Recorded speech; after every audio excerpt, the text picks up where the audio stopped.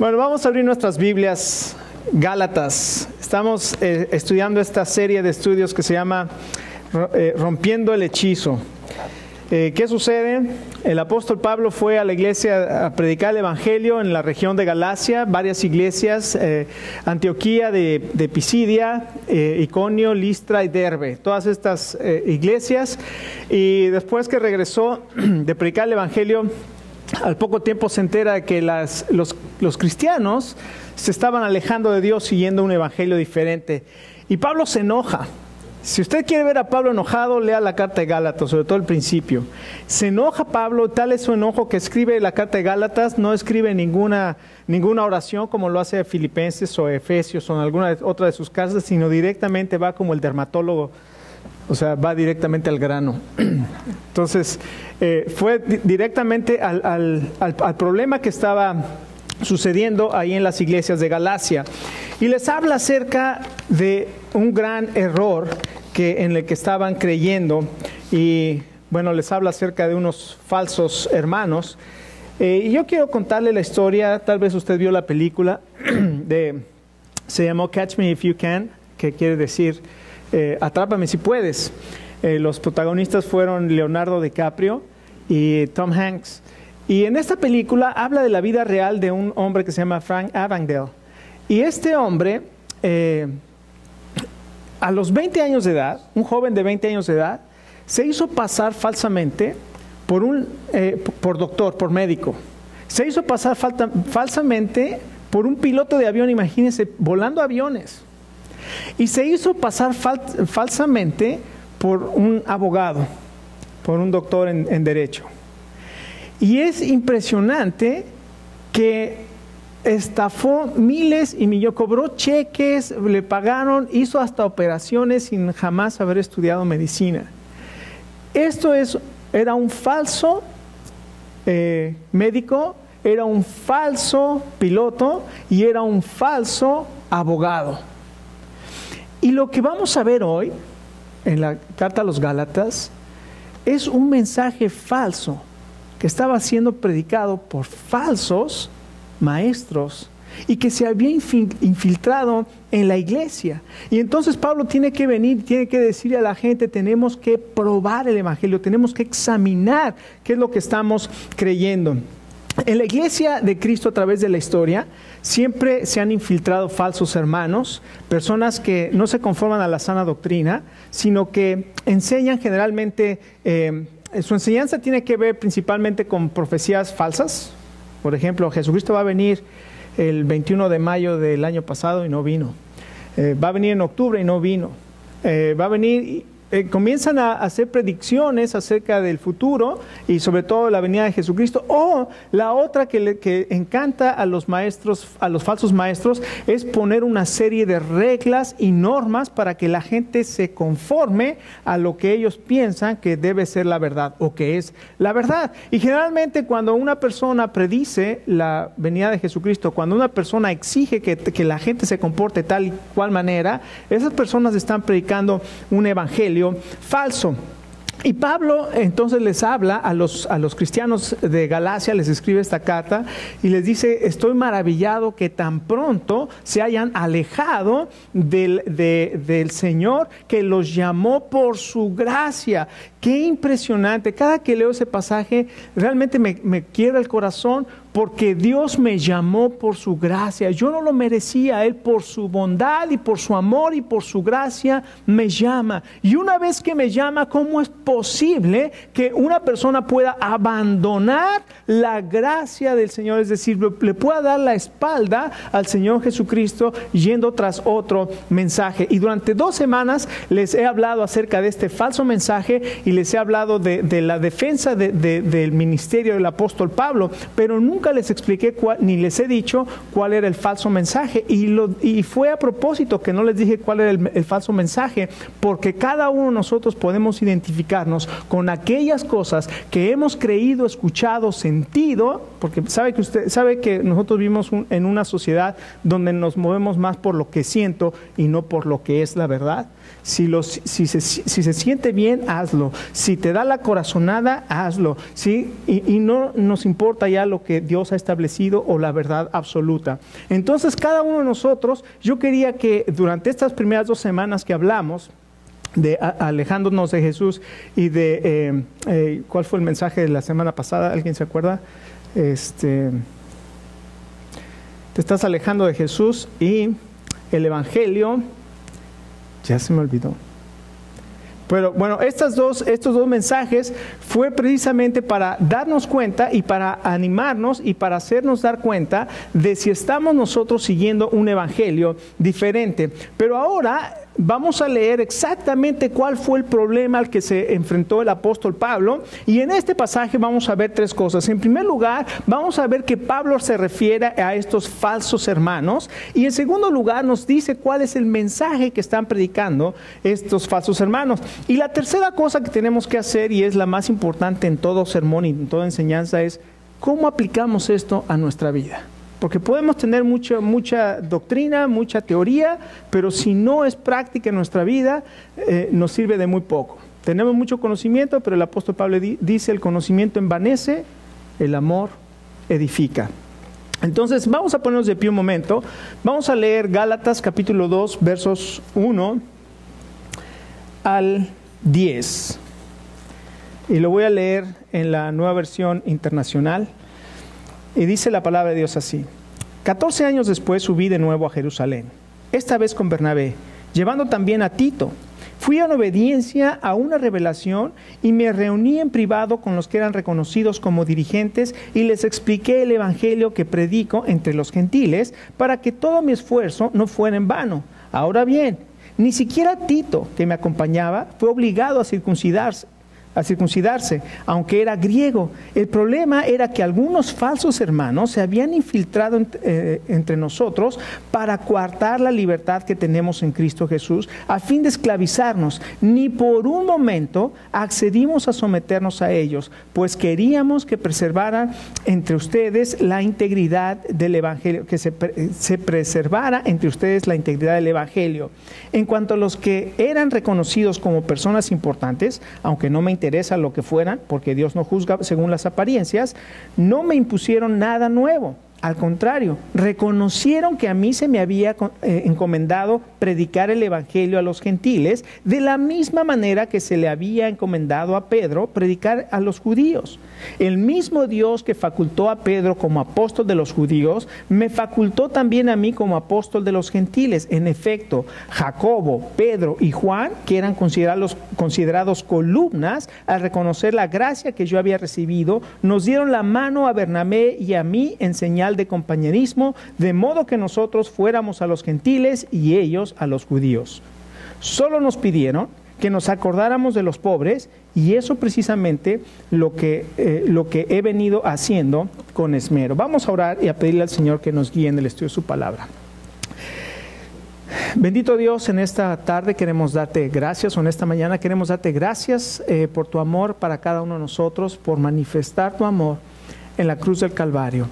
Y Señor, ahí está la evidencia de que tú nos amas, y ahí está la evidencia de que tú nos estás buscando para que nosotros podamos arrepentirnos de nuestros pecados y venir a ti para ser perdonados y para poder recibir una vida nueva y la esperanza y la seguridad de la vida eterna. Queremos darte gracias y pedimos esta mañana que nos hables a través de tu palabra y que uses tu palabra y tu Espíritu Santo, Señor, para transformar nuestra mente y nuestro corazón, para que nuestra vida también sea transformada de acuerdo a la imagen de tu Hijo Jesucristo. Lo pedimos, Señor, en el nombre precioso de nuestro Señor y Salvador, el Señor Jesucristo. Amén. Amén. Tome asiento. En primer lugar, ¿qué es lo que le está diciendo el apóstol Pablo? Él está enfrentando a estos falsos hermanos y está enfrentando esas acusaciones que le han hecho de que él no es apóstol. Y entonces lo que hace Pablo es que tiene que ir a Jerusalén. Ahora vamos a tratar de reconstruir un poquito lo que había sucedido. En primer lugar, vemos aquí el mensaje o el evangelio siendo amenazado. Entonces puede poner ahí en el bosquejo del folder de alabanza, el evangelio amenazado. Después de que Pablo regresó de Antioquía, O sea, regresó a Antioquía, fue a la región de Galacia, predicó el evangelio, regresa a Antioquía, y si usted lee el capítulo 14 de Hechos, el verso 27, se va a dar cuenta que él da el reporte de las grandes cosas que Dios hizo en las iglesias de Galacia, en las iglesias que él visitó. Y la iglesia se gozaba con ellos por las grandes cosas que habían hecho.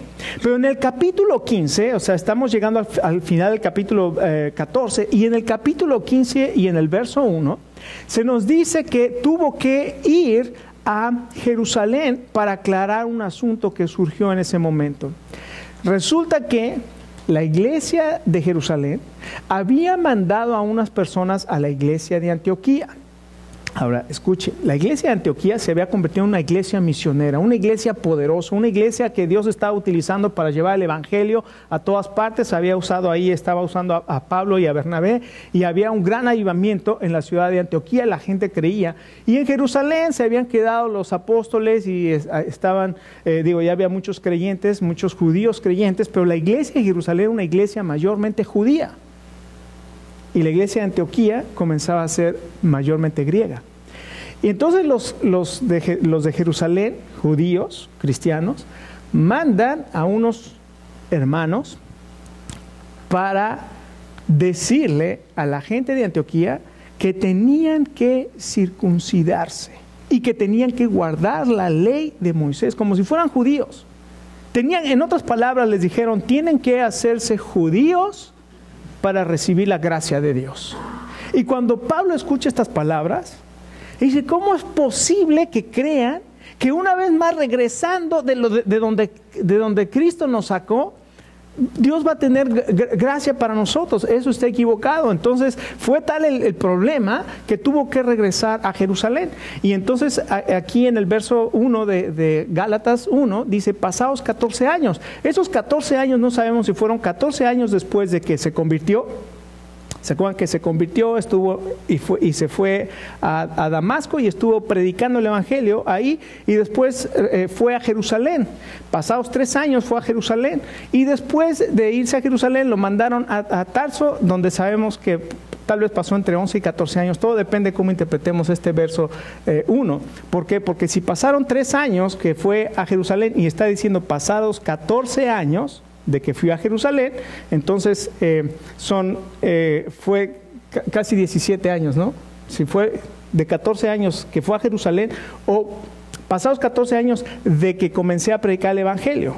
O sea, pueden ser entre 14 y 17 años, no sabemos. Pero eso es lo que está pasando. Y aquí entonces se encuentra con estos judíos cristianos, y le están exigiendo a los cristianos que se tienen que circuncidar, que tienen que hacerse el rito de la circuncisión a todos los varones, y que tienen que guardar la ley de Moisés. Ahora, quiero ser bien claro en esto que voy a decir, porque es bien importante que nosotros lo entendamos. En primer lugar, hay muchos que piensan que si no vives guardando los mandamientos de la ley, pierdes tu salvación. Pierdes tu salvación. Esto es una equivocación. ¿Por qué? Porque nosotros no somos salvos por las obras de la ley. Lo podemos leer muchas veces en Romanos, lo podemos leer aquí, lo podemos ver en diferentes partes de la Escritura. Nosotros no fuimos justificados por seguir las obras de la ley. Jesucristo tuvo que morir para justificarnos. Si yo quito a Jesucristo y quiero justificarme por la ley, lo que estoy haciendo es haciendo a un lado el sacrificio de Jesucristo, y entonces Dios mejor me hubiera dicho, sálvate cumpliendo los mandamientos de la ley y no tengo que sacrificar a mi hijo. Hubiera estado mejor. Y entonces ahora sí, como dice el dicho, sálvese el que pueda. Pero no es así. Jesucristo tuvo que morir para salvarnos. Ahora, ¿por qué entonces tenemos que guardar los mandamientos de la ley? ¿Sabe por qué? No guardamos los mandamientos para salvarnos. Porque Dios nos ha salvado y ha puesto su Espíritu Santo en nosotros, el anhelo de nuestro corazón es querer hacer la voluntad de Dios. ¿Qué diferencia? Una cosa es ponerte una carga tremenda para que cumpla los mandamientos, y una es que el Espíritu Santo te renueva desde adentro y te da esa capacidad que antes no tenías de desear, anhelar y querer hacer la voluntad de Dios. ¡Qué diferencia! ¡Qué precioso! Si eres, imagínate, el apóstol Pablo escribe y dice estas cosas. La pregunta que podemos hacernos a través, con esto que estamos hablando es esta. Si eres cristiano, ¿ya no pecas?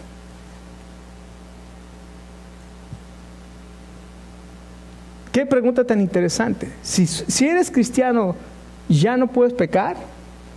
Ahora, Pablo explica esto en Romanos capítulo 6. Él dice, si eres cristiano, ya no debes vivir en pecado.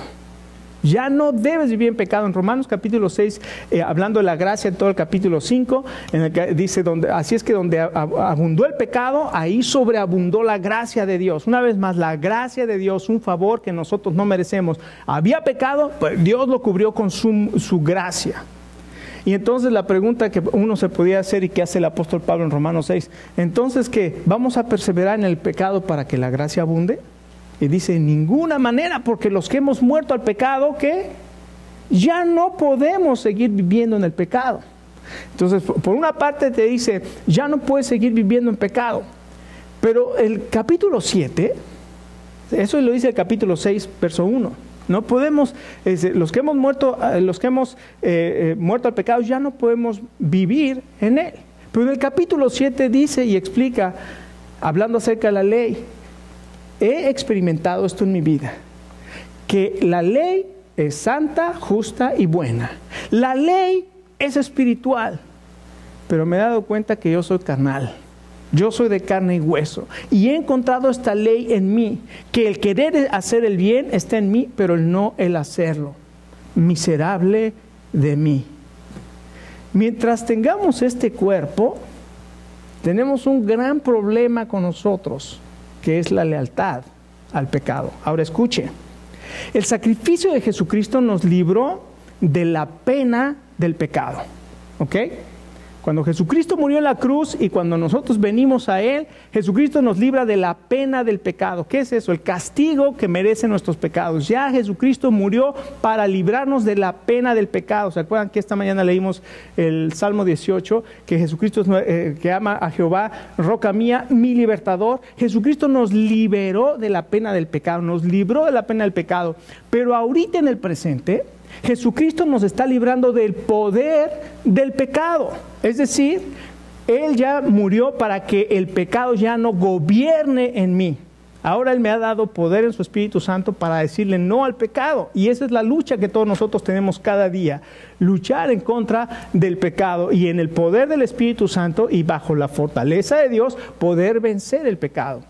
Pero escuche, la presencia del pecado va a permanecer en nosotros hasta que vayamos a la presencia del Señor o hasta que el Señor regrese por nosotros. ¿Y por qué digo esto? Porque la palabra de Dios dice en 1 Corintios 15 que nuestros cuerpos van a ser transformados. Cuando el Señor Jesucristo regrese, esto mortal se va a vestir de inmortalidad y esto corruptible se va a vestir de incorrupción. Entonces, ¿qué va a pasar? Se los voy a demostrar. Si nosotros ya estuviéramos libres de la presencia del pecado, no habría enfermos, no habría envejecimiento y todos nosotros nos miramos en el espejo cada día y ¿qué me está pasando? Es la consecuencia del pecado. El pecado, las consecuencias del pecado es la muerte y el envejecimiento y las enfermedades y todas esas cosas. Es el resultado. Ya Jesucristo nos ha librado de la pena del pecado, que es la separación eterna de Dios. Pero mientras vivamos en este cuerpo, tenemos la presencia del pecado en nosotros.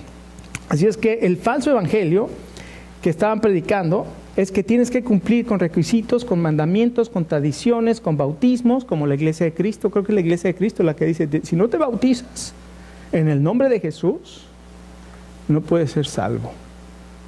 Entonces te ponen un rito, o sea, te tienes que bautizar en el nombre de Jesús para poder ser salvo. No solamente esa, sino que también las iglesias pentecostales, ¿no? Si no hablas en lenguas, no eres salvo. Otro rito más, añadirle algo más al sacrificio de Cristo. No tomar Coca-Cola, no tomar té. Los sabatistas que te dicen tienes que guardar los sábados, tienes que comer legumbres, tienes que evitar el comer cerdo, tienes que bla, bla, bla, y guardar otra vez la ley, ¿verdad? Y qué decir, bueno, todos estos que dicen que la Coca-Cola y que el té, son los mormones no puedes tomar coca, no. Si tomas Coca-Cola caíste de la gracia de Dios, si tomas té caíste de la gracia de Dios. Déjeme decirle, hace muchos años en la iglesia allá en México, llegó una persona a la iglesia y aparentemente parecía un hermano que era un hermano servicial, era un hermano que se metía a ayudar y que estaba constantemente ayudando y de repente empezó un grupo y empezó a llamar varios hermanos para reunirse en su grupo y comenzó a enseñarles falsas doctrinas. Al poco tiempo nos dimos cuenta que este hermano venía de una iglesia de un tal, y le voy a decir el nombre porque ustedes lo pueden buscar, se llama Jorge Ederly. Y este hombre, su característica era que todos los que eran cristianos no podían pecar. ¿Sabe qué le decía a su iglesia? ¿Cuántos de aquí han pecado? Y nadie levantaba la mano porque sabía que si alguien decía que él había pecado, había caído de la gracia y no era cristiano. ¿Sabe que la iglesia de Jorge Ederly se suicidaron 3 personas? Me empezó a buscar la policía. ¿Sabe que los índices más altos de suicidios están entre los jovencitos mormones que tienen que estar obligados a cumplir tantas leyes? ¿Sabe que lo que el apóstol Pablo le está diciendo a Pedro, cómo es posible que tú siendo judío quieras hacer y que ni guardas la ley, quieras que estos gentiles que no son judíos guarden lo que tú ni siquiera puedes guardar? Pablo estaba enojadísimo contra Pedro y que estaba enojadísimo contra todos los que habían llegado encubiertamente para decir que eso era lo que se tenía que hacer. Entonces Pablo les está diciendo esto, no solamente era el falso evangelio, sino también los falsos hermanos. Estos hombres que llegaron a Antioquía y habían ido también a las iglesias de Galacia y Pablo les llama falsos hermanos o pseudoadelfos. Eso es lo que quiere decir la palabra pseudoadelfos, falsos hermanos. Estos habían ido a las iglesias a distorsionar el mensaje, a inquietar a los hermanos y a hablar en contra de la autoridad de Pablo. Pablo llegaban y decían, Pablo, lo que está predicando, eso no es lo que están predicando Pedro y Juan y los apóstoles. Él ni siquiera es apóstol. Él ni siquiera ha estado con los apóstoles. Él ni siquiera ha estado en Jerusalén. Ha estado desaparecido. Él era un perseguidor de la iglesia y ha estado desaparecido. No sabemos nada de él. Y los hermanos comenzaban a dudar. Decían, ¿será cierto que lo que nos está enseñando está mal? Y entonces creían el mensaje y entonces se comenzaban a apartar de Dios. ¿Qué debía hacer Pablo? Era muy fácil para Pablo actuar en la carne. Y yo creo que Pablo estaba dispuesto a actuar en la carne. O sea, si nosotros vemos el temperamento de Pablo, era de armas tomar. O sea, era como dicen en el norte, allá en México, primero mato y después averiguo. O sea, él primero actuaba y después preguntaba si era cierto. Y tristemente así habemos muchos. Primero actuamos y después nos damos cuenta que actuamos basado en una suposición que era completamente equivocada. Entonces Pablo estaba a punto, yo creo, de romper con la iglesia de Antioquía. De Jerusalén. Pablo muy bien pudo haber dicho, ¿sabe qué? Yo sé que, en primer lugar, Dios o el mismo Señor fue el que me comisionó como apóstol. Y se los dijo. Yo recibí el apostolado no por hombres ni de hombres, sino por Jesucristo mismo. Y Dios me dio este mensaje de la predicación del Evangelio, de la fe. Fue el mismo Jesucristo quien me comisionó a dar esto. Entonces, como yo recibí este mensaje y como fue el Señor Jesucristo el que me comisionó, entonces a partir de hoy rompemos relaciones con la iglesia de Jerusalén. Y fíjense lo que sucede, verso 2. Digo, eso es ya ve que a mí me gusta luego suponerme, pero conociendo al apóstol Pablo, creo que podía haber una posibilidad muy grande. Y del verso 2 dice, tuvo que ir a Jerusalén y dice, fui en obediencia a ¿qué? A una revelación. El Señor lo tuvo que orientar, le dijo, Pablo, no vayas a cometer una locura, ve a Jerusalén y aclara este asunto con los líderes en Jerusalén. No nada más te vayas y te metes en problemas, o te salgas y vayas a hacer más problemas. Ve primero a Jerusalén y aclara esto con los hermanos. Y entonces Pablo se lleva a Bernabé, que era su compañero de viajes, y allí parece ser que en alguna de las iglesias de Galacia habían conocido a un joven que se llamaba Tito, y Tito era griego, Tito no era judío, y lo llevan a Jerusalén. Y Jerusalén era una ciudad para judíos, y llevar a un gentil era casi un anatema. O sea, que Pablo llevara a un gentil, de hecho, cuando lo apresan en Jerusalén, el cargo que le hacen es haber llevado a unos griegos con él. Por eso lo apresan a Pablo y por eso lo meten a la cárcel y por eso lo mandan a Roma. La acusación que le hicieron es haber metido a un gentil al templo.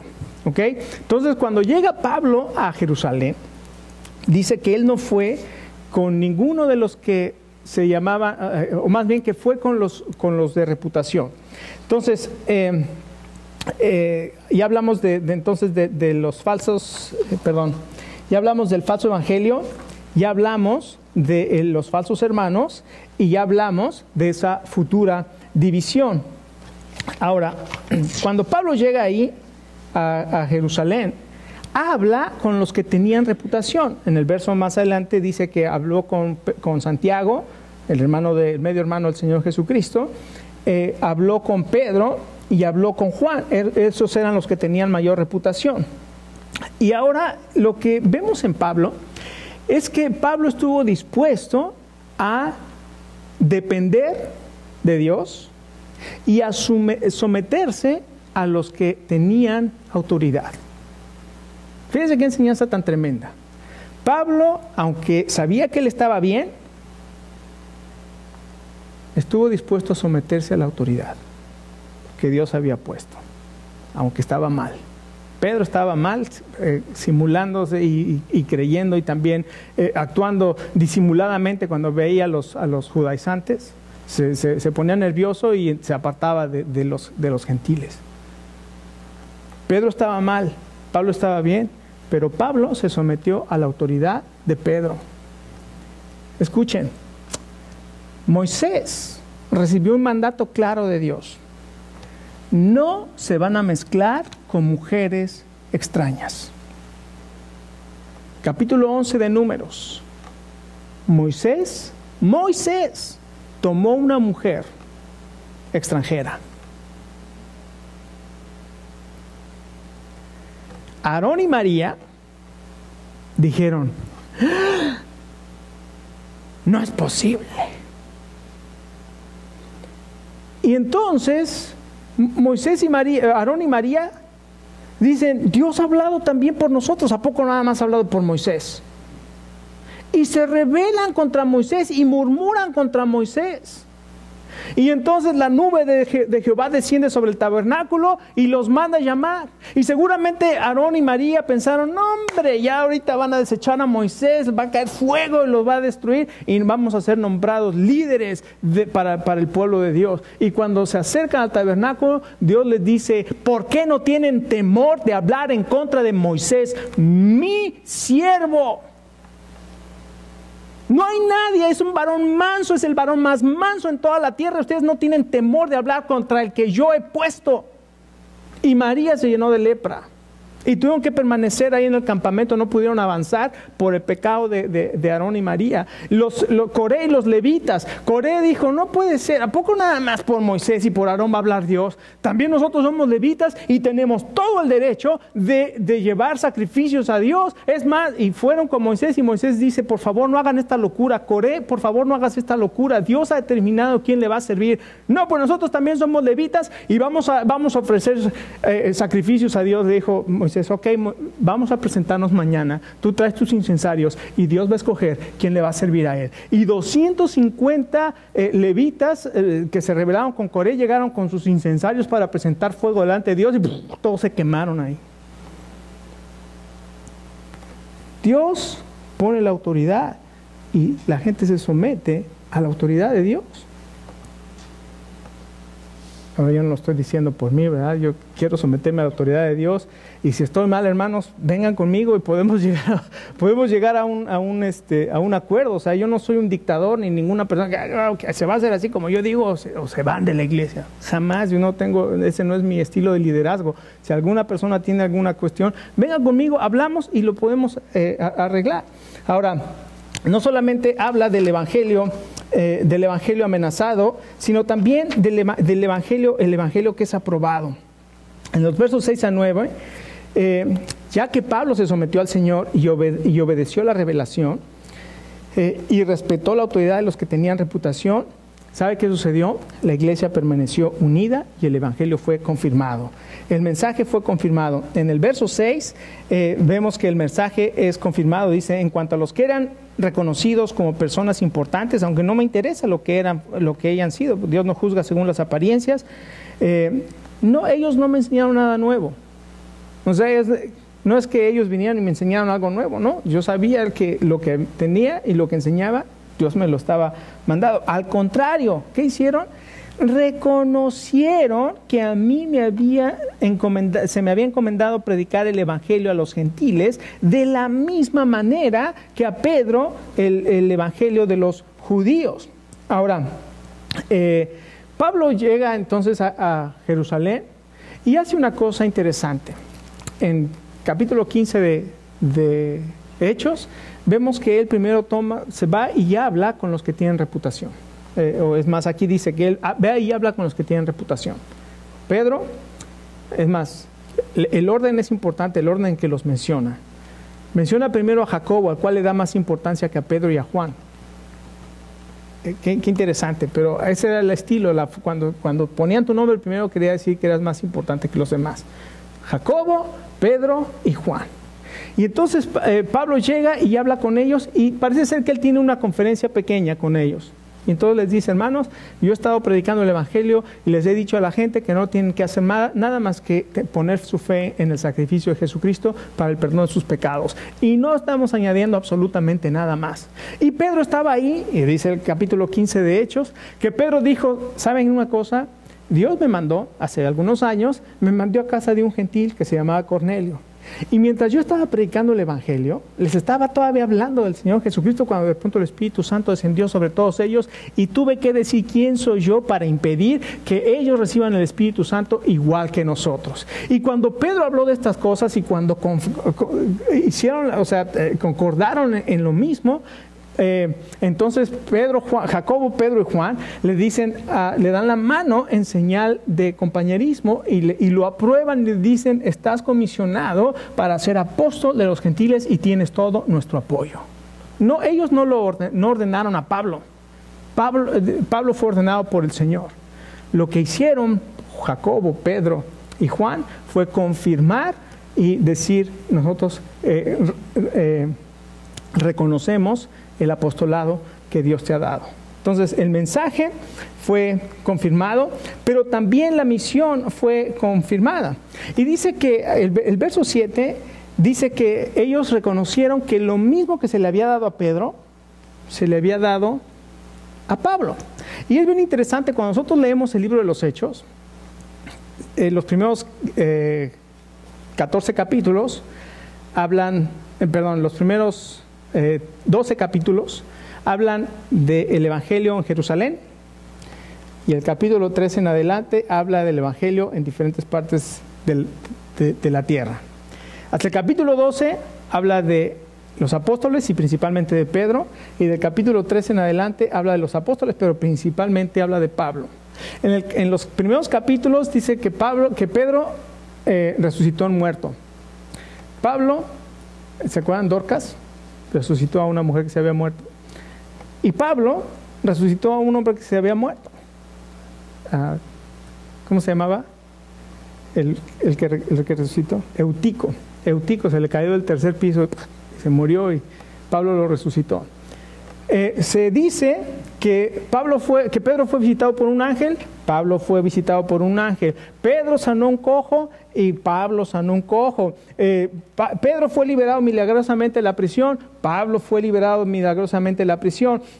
Se registra el primer sermón de Pedro, se registra el primer sermón de Pablo. Pedro confrontó a un mago en sus primeras predicaciones, al mago Simón, y Pablo en su primer viaje misionero enfrenta con Bar Jesús, el mago que acompañaba al procónsul Sergio Paulo. Así es que vemos todo lo que hizo Pedro en el libro de los Hechos, lo hizo también Pablo. ¿Qué nos está diciendo el Señor? Que el mismo apostolado que tenía Pedro, lo tenía Pablo. Y finalmente, después de esa conferencia que tienen, les da una carta. Les escribe una carta y Santiago o Jacobo le dice: ok, Pablo, la resolución que tomamos es que los gentiles no tienen que guardar absolutamente, no se tienen ni que circuncidar y tampoco tienen que guardar la ley. Lo único que les vamos a pedir, en el capítulo 15 de Hechos, que se abstengan de lo sacrificado a los ídolos, que se abstengan de la inmoralidad sexual y que se abstengan de comer sangre o de comer animales estrangulados. Es decir, cuando mataban a un animal tenían que sacarle la sangre y después cocinarlo. No lo podían cocinar con la sangre y después comerlo, porque la sangre, la vida de la carne, dice el libro de Levíticos, está en la sangre, y la sangre Dios la ha dado para juzgar los pecados. Entonces él dice: no pueden comer sangre. Estos son los mandamientos, esto es lo que Dios establece claramente. Guárdate de los ídolos. Guárdate de los ídolos. Los ídolos son cualquier cosa que pones antes que a Dios. Wow. ¿Estamos idolatrando? Guárdate de los ídolos. Guárdate en pureza sexual. ¿Tener relaciones sexuales es malo? No es malo, siempre y cuando sea tu esposo o tu esposa. Pero fuera del matrimonio, la relación sexual fuera del matrimonio para Dios es inmoral. Él lo establece. No lo establezco yo, lo establece Él. Cualquier tipo de relación inmoral que no fuera del matrimonio, adulterio, fornicación, relaciones homosexuales, todo eso está en lo mismo. Ahora, no vaya usted a definir inmoralidad sexual como la define Clinton, ¿verdad? Bill Clinton, o como la define su consejero, el reverendo Jesse Jackson, porque para ellos muchas cosas que cometió Clinton, eso no era inmoralidad sexual. Qué conveniente, ¿no? Y absténgase de comer sangre. Esas son las tres cosas. Claro, cuando nosotros leemos la Biblia, el Señor nos va enseñando muchas otras cosas más. Pero lo principal para cada uno de nosotros es: Dios nos ha salvado. Dios ha enviado a su Hijo para mostrarnos su amor, para que con el sacrificio del Señor Jesucristo nuestros pecados sean perdonados. Él nos ha justificado. Ya no tenemos que guardar la ley para ser salvos. Porque somos salvos, ahora podemos guardar la ley. Bien diferente. Quítese una carga tremenda que usted trae en la espalda si es que quiere guardar los mandamientos para agradar a Dios. No, porque usted ha sido salvo, usted ahora puede, por la gracia de Dios y por la fortaleza que el Señor le ha dado, vencer el pecado. Cosas muy diferentes. Y puede vencer la idolatría, puede vencer la inmoralidad y puede vencer comer, ¿cómo se llama? ¿Morongas? el mondongo. ¿Cómo se llama en Perú lo que es la sangre? Morcilla, la morcilla, sangrecita, porque son cosas que no le agradan a Dios. ¿Ok? Entonces este mensaje de Dios es para cada uno de nosotros, es para que cada uno de nosotros podamos identificar si se está predicando un evangelio diferente. Si hay un mensaje diferente que se esté predicando, ahora pues la imagen para el foro de alabanza es un monito con una lupa. Está examinando. Podemos ahora examinar si lo que se nos dice es verdad o si es un evangelio diferente. Si lo que estamos creyendo y lo que estamos siguiendo, a veces es tan sutil el enemigo que lo único que hace es poner las distracciones para que... Así le hago con mi nieto, cuando de repente se pone así medio que necio, le saco una sonajita, una distracción, y ya y a veces el diablo es lo mismo.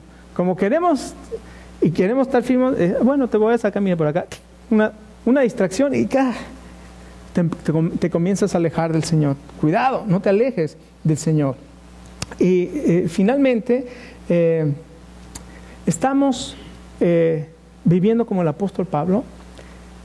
Estamos reconociendo y viviendo en sumisión al Señor y siguiendo la revelación que en este caso dice el apóstol: yo fui a Jerusalén no porque quisiera, no porque pensara que ellos me iban a enseñar algo nuevo, no porque ellos fueran mejores que yo. Yo fui a Jerusalén porque me sometí al Señor y porque reconocí la autoridad que Él había puesto en Jerusalén. Y eso trajo unidad y crecimiento en la iglesia. Así es que gracias a Dios por su mensaje de perdón en Jesucristo, de victoria sobre el pecado. Ya no servimos más al pecado. Hermanos, déjenme decirle, ahora servimos al Rey de Reyes y Señor de Señores. Vamos a ponernos de pie y vamos a...